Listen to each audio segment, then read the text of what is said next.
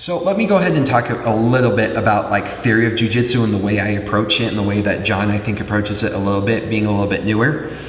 It's important that in Brazilian jiu-jitsu, you have your go-to move, right? From every position. I think that's why I specifically designed this course, and John helped me design this course this way, where you have one submission and one transition from every position that you get put in. There's a lot of issues. Yes. Submission, transmission, sorry, not transmission, transition, submission, position, there's a lot. Yep. It's all the issues. Escape breaks it up though. Yeah, escape, there we go.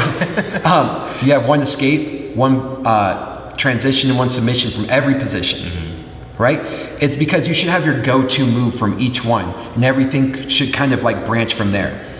Each time you're in a specific position, there should be an obvious where to go, kind of. Right, an obvious like, okay, I need to move this way, obvious I need to move that way. And you have your go-to one from each one of those positions. So, that's a convoluted way of saying, well, I'm in closed guard. My go-to might be hip bump sweep, right?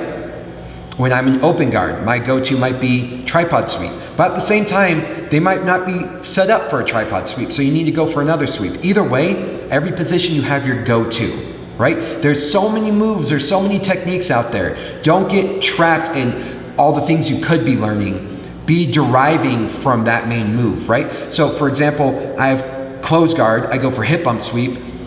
There's a lot of things I can do based off of that hip bump sweep that derives off of that hip bump sweep, right? So it's all branching off of the same tree. Don't try to put a bunch of trees in your jiu-jitsu game. Have your go-to move, it'll calm you down, and it'll get you really focused on what am I doing right now, rather than panicking on what should be going on right now. Do you have any questions about that to add? Not a question to add on to that specifically.